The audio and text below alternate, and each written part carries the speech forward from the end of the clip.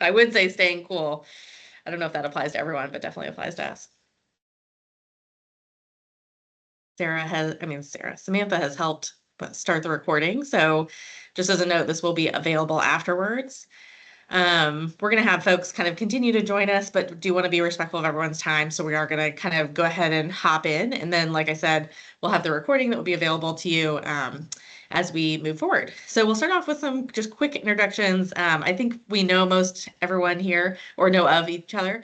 My name is Annalise Gamble. I'm the statewide engagement officer here at Serve Virginia, and most applicable to this conversation have been led the Youth Mental Health Core Planning Grant for Serve Virginia over the last year.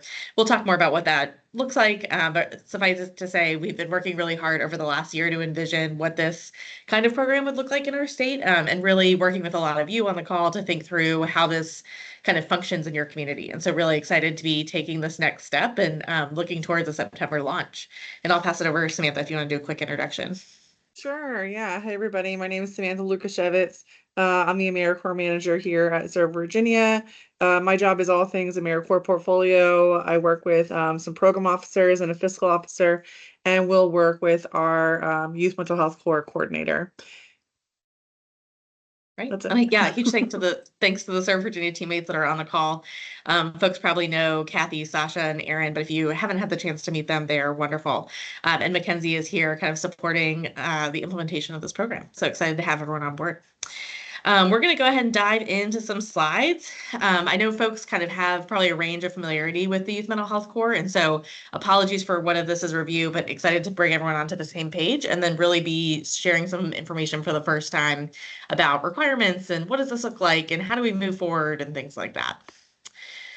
So that'll be our agenda for today, is kind of talking about what are the requirements for participation, what some of the different concepts that we've been talking really generally about will actually start to look like, what benefits you can expect both as an organization and then also for your members, and then we'll work through some questions and next steps.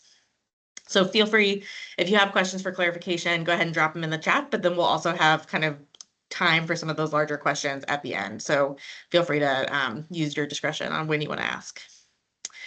I'm going to back up a little bit into like why we're here. I know that just looking at who's on the call, everyone has a pretty good familiarity of kind of what brings us to this space. So we know that there's a youth mental health crisis across the country, but especially here in the Commonwealth.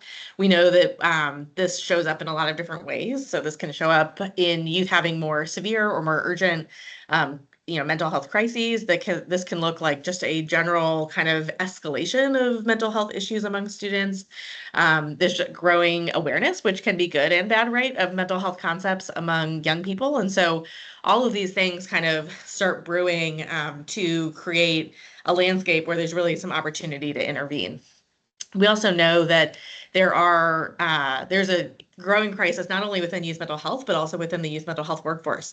We know that in the face of rising and increasing need, that there aren't enough professionals to meet the need. There's not enough peer support. There's not enough natural support throughout communities to really help support the amount of students that are looking for, whether that's informal or formal services to help address the variety of different concerns that they may have. This is a text-heavy slide, but suffice it to say that over the next 10 years, we know that we need more than 40,000 professionals in a variety of different roles to help meet this need. And so as we think about youth mental health, we think about it in a service lens, right? What can we do today to help kind of meet this increasing need? But we're also thinking about this tomorrow, next year, 5 years, 10 years.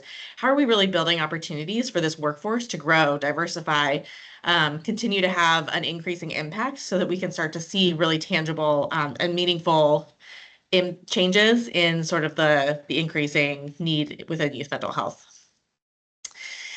This is probably, again, familiar to a lot of us that live and breathe this work day in, day out, but we know that there's a lot of entry points. If you're familiar with Cloud More Opportunities, they have a health sciences highway approach that they share with a lot of their partners. We worked closely with them on envisioning this youth mental health program to really creatively address some of these needs that we see within the workforce. We want to make sure that there are opportunities for folks coming from a variety of different education and training backgrounds to really be able to embrace service opportunities and service opportunities available through the Youth Mental Health Core as ways to earn these certificates and credentials that we know they'll need to enter in these high demand career fields. And so whether it's somebody who's coming into this work with an associate's degree, maybe they're interested in serving in youth peer recovery. Programs like the Youth Mental Health Corps will offer them the opportunities and experiences, as well as the training and certification to become a role like a certified peer recovery specialist. We know that this could inspire them to maybe continue their education, earn a bachelor's degree, and actually become a certified substance abuse counselor, right? And so we know that this is both a short-term credential. We want to make sure that folks are earning trainings that can help them, actually get a job and earn a living, but then also seeing the longer arc here and having an eye open to what this could lead to in the future. We also are aware that there are lots of folks that enter in these pathways, but don't always have the support or the resources that they need to kind of finish the credentialing. And so when we think about folks that might be either earning or have earned their bachelor's degree, maybe they know that they're interested in working with youth, they want to go into school-based mental health, but that's not always the easiest pathway as an 18-year-old, as a 20-year-old to really know kind of what next steps lay before you. So that's where we start thinking about how can we help sort of educate them, not only in what training and credentials they could be looking at and should be looking at, but helping them kind of start making those first steps that can lead them to, whether it's in the short term, a job that kind of helps get them more experience, and in the long term can lead them, again, further down these licensing pathways to really start to become the needed interventions into the workforce that we are looking at when we start looking down the pike of 40,000 workers needed over the next 10 years. So that's a little bit about kind of what gets us here. When we think about the Youth Mental Health Corps, we are thinking about the service component. We're thinking about how to really mobilize and activate members, both not AmeriCorps and non-AmeriCorps programs, to really make a difference in their communities. But I really also wanted today to talk about this workforce piece, because I don't want it to get lost in the sauce, right, of thinking about how we're going to place members, really thinking also about how we're going to support those members in their service to make sure that we can actually also start making a difference in this workforce perspective and position as well. Like I said, we're going to take questions sort of at the end, but if you have any questions for clarification, feel free to drop those in the chat. When we look at the Youth Mental Health Corps and think about who's going to be the Youth Mental Health Corps members, we do have a couple of guardrails. Members are going to be between the ages of 18 and 24, so they're going to be young adults. We're designing this as a near-peer model to really help with the relatability and implementation of this program model into communities. Members can be up to the age of 29 if they're working in peer recovery. I can talk more about those pathways. There's 3 pathways within the Youth Mental Health Corps: school-based mental health and community mental health, which are both ages 18 to 24, and then youth peer recovery, which is focused on substance use and mental health recovery, and those members can be up to the age of 29. Members must have high school diploma or GED equivalent. If that's a concern for folks, please feel free to reach out and we can talk with you about kind of what circumstances you're interested in thinking through. If your members do not have a high school diploma or GED equivalent, we just want to talk through their benefits and make sure that we're still giving them the supports that they need to be successful. They must be a U.S. citizen, national, or lawful permanent resident. Again, this is going to vary a little bit based off if you're receiving AmeriCorps funding or not, but we're happy to talk with you more if this is something that you think would be a concern for any of your participants. The members are going to serve youth. So for us, we're thinking about that in the 12 to 18 kind of span. Members can serve up to 24 if they're serving in more of a community-based position. And then again, with youth peer recovery, they can serve folks up to the age of 29. So again, if folks have questions, we're happy. Samantha will talk about this more at the end, but we would love to sit down with you one-on-one and talk through any concerns that you have. But these are really sort of the guardrails to make sure that when folks serve in the Youth Mental Health Corps, they're having somewhat of a shared experience with the other members in their cohort. So they're going to be doing their own service. They're going to be having their own local context. But this is going to kind of give a little bit of a shared impact across the state as we start thinking about young adults serving youth, making a tangible impact in youth mental health. We're also going to make sure that members that serve in the Youth Mental Health Corps are participating in training to gain skills, certifications, and credentials. So we talked about that on the previous slides a little bit, but we'll talk about that in more depth to kind of think through how on the program level, at the state level, and the national level, are members able to access some of these supportive resources. We're also excited to partner with you as program partners. So really thinking about how do we do this? I think is a big question, and we're thinking this through together. Really, how to recruit the young adults that are in your community, how to make sure that the folks that are serving in the youth mental health core are proximate to the folks that they're serving, and thinking about ways that we can help support members in their journey so that this isn't only an impactful experience for the beneficiaries or the folks that are being served, but also for the members themselves. Program partners are going to operate the program, so they have some experience or expertise in working with youth and operating programs that either explicitly address mental health or maybe go to support youth thriving.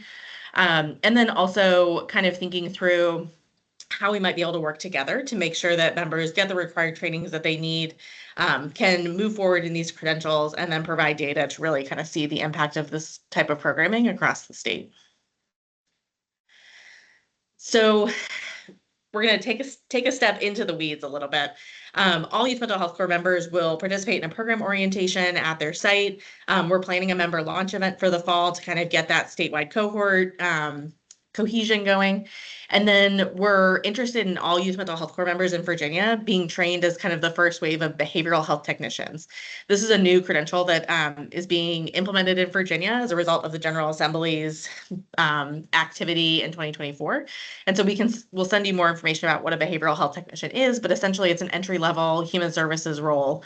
And so the training required for that is 20 or 40 hours of didactic education. And so we'll work more closely with you on what this looks like. But a key way to complete most of the training is by participating in the DBHDS Behavioral Health Academy, which provides exposure to basic human services skills, careers in human services, a couple of different things like that. And so we'll get you all copies of the curriculum so you can learn more about what's covered. But this will be something that your members will participate in. It's 1.5 hours a week for 8 to 10 weeks. And so we'll get you more information and details about what that looks like. There's also going to be a variety of resources that are optional for your members. So depending on their interests and availability, they'll be able to participate in monthly member meetups with members from across the country.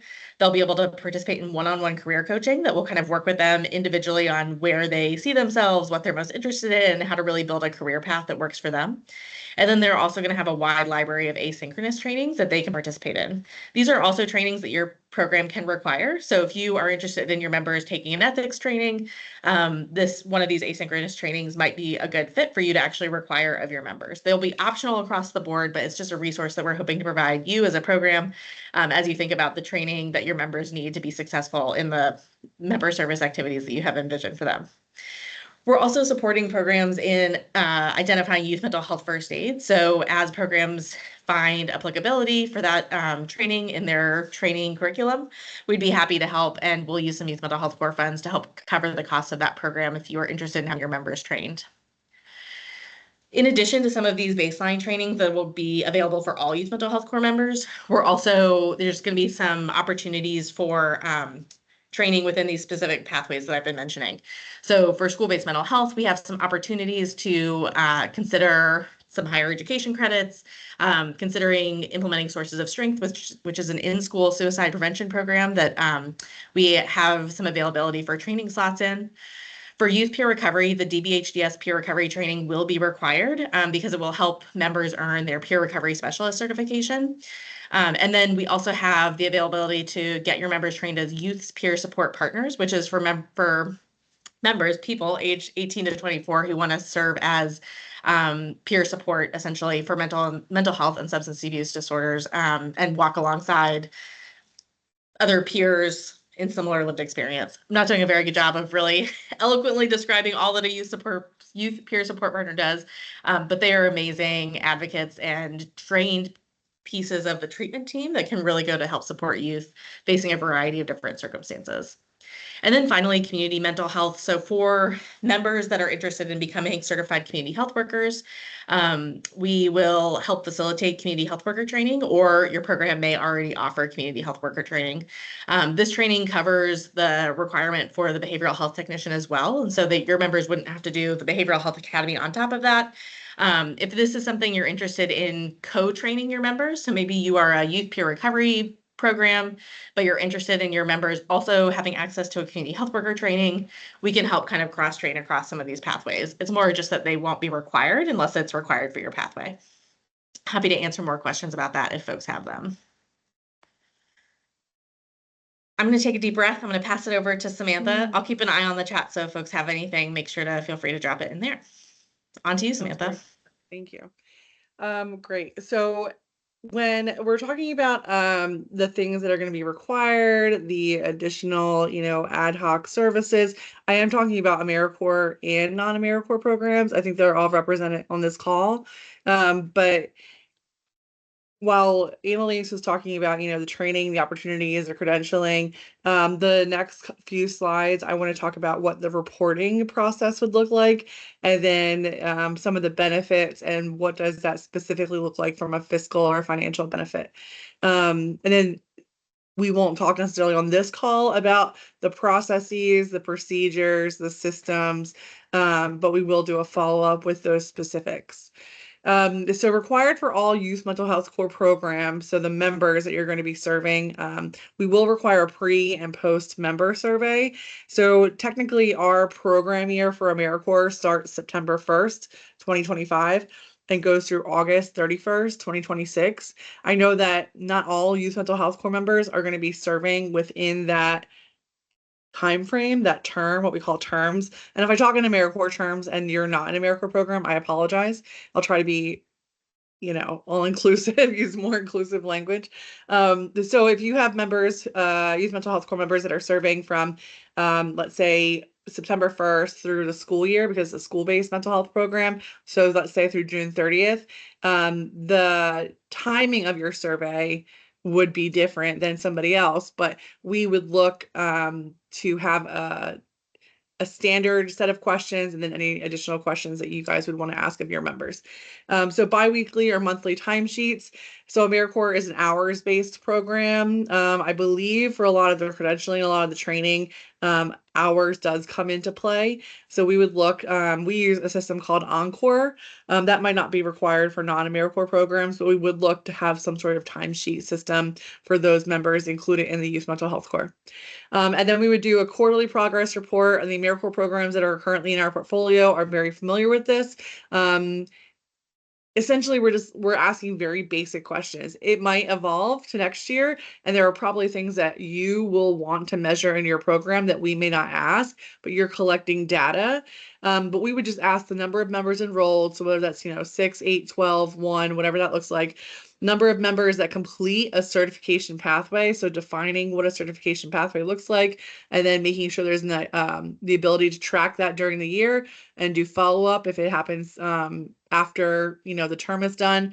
Youth mental health core member retention rate, so whether or not they stay in their position throughout the whole year for the whole contract, whatever that might look like. Number of total youth served specifically by that member within their caseload. So if you have other members in your cohort or other people in your program, specifically tracking those youth that are served by these mental health core positions will be important. Number of total community members supported by those youth mental health core members outside their caseload through structured or informal outreach. So are they working with volunteers? Are they working with the general public? Are they working with, whoever? Let's define what that looks like, and then track those folks as well. So who are they touching in different ways? And then number of participating host sites. So if you are just a standalone organization and your members are serving at your organization, that's one. It's not a problem. But if you are working with partners and you're placing them there, let's track how many organizations are working with you on that. Okay. Next slide. So here are some member benefits. I'll go over what they look like. But a supplemental living allowance is something that we have money for. We have a grant for. Member assistance program, emergency fund, national network access to synchronous courses, career coaching. Annalise kind of touched on that. Training and job skills resources from the Department of Behavioral Health and Developmental Services. Annalise touched on that. Behavioral health technician credential, as well as other training opportunities, and then access to scholarships for training and education. So these are member benefits. A lot of it, if you have an AmeriCorps program or will have an AmeriCorps program, is similar. But when I talk about benefits and the financial access to certain funds, it will be specifically for youth mental health corps members. So if you want to go to the next slide. These are organizational benefits. So to your organization, supplemental support, training and resources for the host site and program staff. We sort of do this. We, can obviously do a better job, but the Serve Virginia can certainly, work with your host sites on what do you need? What does it look like? Let's incorporate training. Let's do a more coordinated effort. Recruitment strategy for new members. We're, thinking every day about what does this look like? How to incentivize folks to sign up for the Youth Mental Health Corps. How do we retain members? Similar things like that. Partnership opportunities is a really new, opportunity for your organization. So that's exciting. Enhanced service delivery and then talent pipelines for future staff. Next slide, which is the more specific slide, which I'm excited about. So here are the overview of the financial benefits, which is something that I think folks will be particularly interested in, obviously, and will be forthcoming with a process on how to access these funds. So a supplemental living allowance payment. So based on the status of your members, if they are serving in a full-time capacity or not necessarily the type of slot, we'll have access to a one-time payment of $350 to $500. So that could be used as an incentive, like sign-on bonus, quote unquote, or a retention bonus. So if they finish their term, they finish their hours, they do the credentialing, whatever that might look like, whatever parameters you want to put on it, they would receive the one-time payment of up to $500. And then we would, and it's coming through Serve Virginia and the Virginia Service Foundation. So it's not necessarily coming through state funds. It's a grant from the Schultz Foundation. I think Annalise might have mentioned that. Member emergency fund, there is a small application process in order to access that. We will define what emergency looks like. So, but keep it, we want members to be able to access it. It's not going to be a whole bunch of hoops, right? So if they need it for whatever reason, we have the ability to do a one-time payment of up to $250 as a lump sum for that emergency, whatever that looks like per member. The certification and training, also an application process, but not a whole bunch of hoops. So it's also a one-time payment. So if they want to go to a conference, if they want to do something outside of what is already being provided by your organization, what's already being provided by Schultz and Pinterest, what's already being provided from Serve Virginia, something over and beyond, they have the ability to apply for like what we're calling basically a scholarship. And that would be a $500 payment. Member Assistance Program, which is called MAP, is through America Service Commissions. The grant is paying for that, and it's mental health and well-being resources. And so we would give you a list of what is included in that, but your members would have access to that. And then finally, organizational support. So is per member, it's based on your actual enrollment. So if you enroll 10 youth mental health corps members, regardless of their slot type at this time, you would receive $850 times 10. So it's per member, and that goes directly to your organization. We don't put a lot of caveats into like what you can use that on. It's for the support of running this program. So that could mean that you reinvested into the training and opportunities for your members.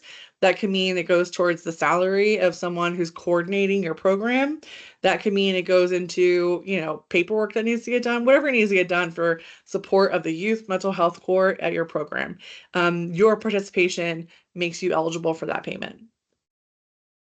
Was there a question? I didn't know if you wanted to take that now, or I wasn't sure if it had to do with this slide. The question is, so does the member apply directly to Serve Virginia for these benefits, or is this something that will be funneled through our organization? So we are going to, right now, the idea is we hope to hire a youth mental health corps coordinator who is going to work at Serve Virginia. We have a nonprofit arm. We're at the Department of Social Services, if no one knows, which is a state agency. But we have a nonprofit arm that we work with called the Virginia Service Foundation, who has received the grant award from the Schultz Foundation. And so we as Serve Virginia are coordinating the access to these resources. So they would apply directly to us. We would process the paperwork. We would do the financial reimbursement. All that would come through Serve Virginia. The supplemental living allowance and the organizational support would go through the program. The program, correct, yeah. at this point, if it makes sense, if we start to talk and it makes sense to do it through your organization, all of it, that might be an interesting idea. But right now, it would be directly to the member and directly to the organization.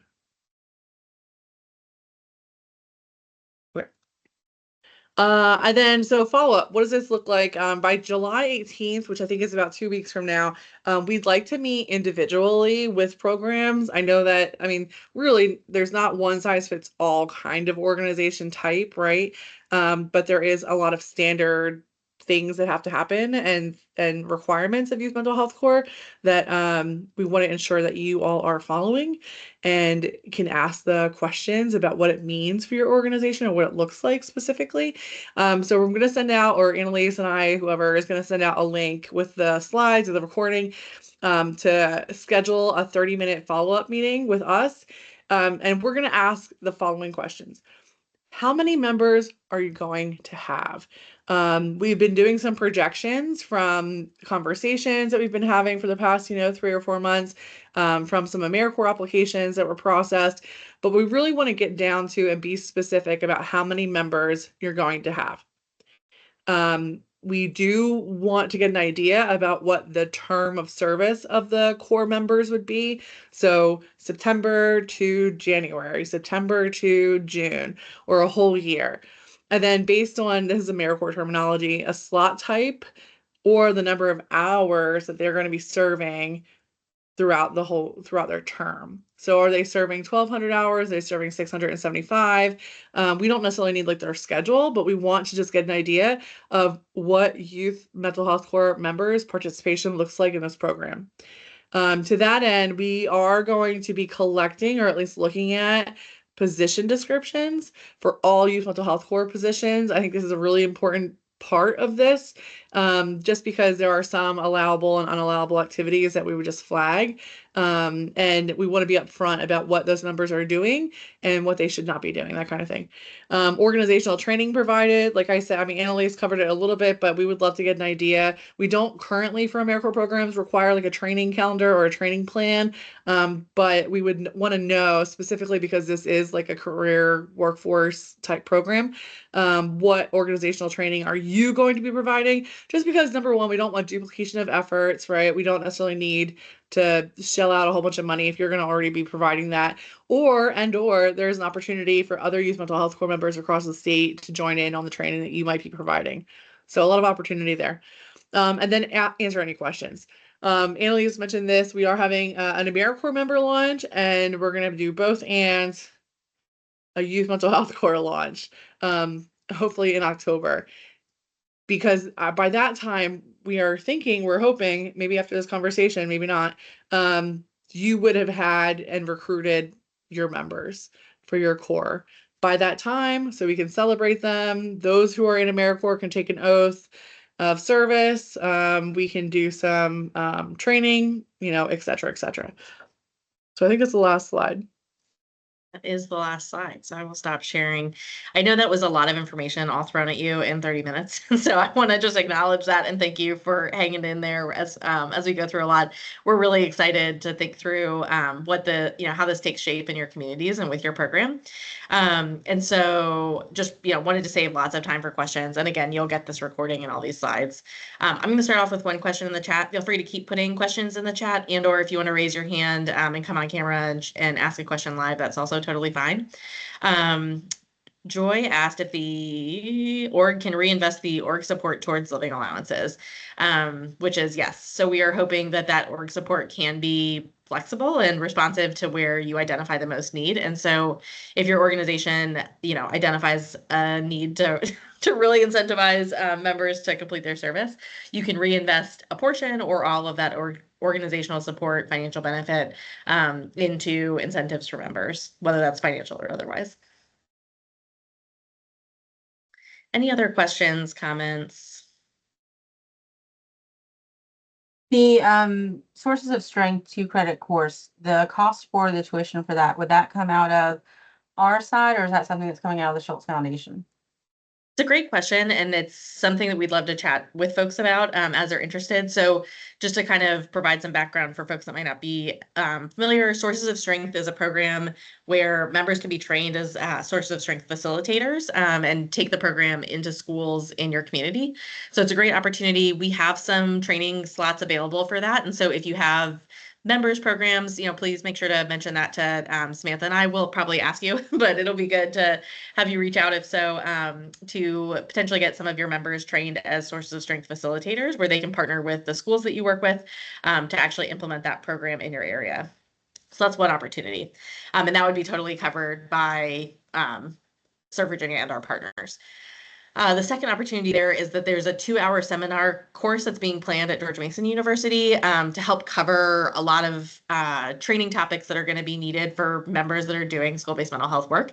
And so if your program is interested in your members participating in that training, we can talk with you about some of the requirements. That tuition would be a little bit of a, you could use some of your org support financials, org support for that. We could also talk about those training scholarships that Samantha mentioned going towards that. And so it'll be a little bit on a case-by-case basis. Those members would also have to apply by August to be GMU students, is my understanding. And so we understand that that time frame might be a little bit difficult, but we're kind of quickly working on ironing out all the details so you guys can consider that as a training option in your plan. It's a great question, Dana. Any other questions, thoughts? We're really excited. The financial benefits that you listed before, I know there's AmeriCorps and non-AmeriCorps on here. Is that on top of the AmeriCorps stipend? It is? Yep. So all of these benefits are supplemental to your AmeriCorps award.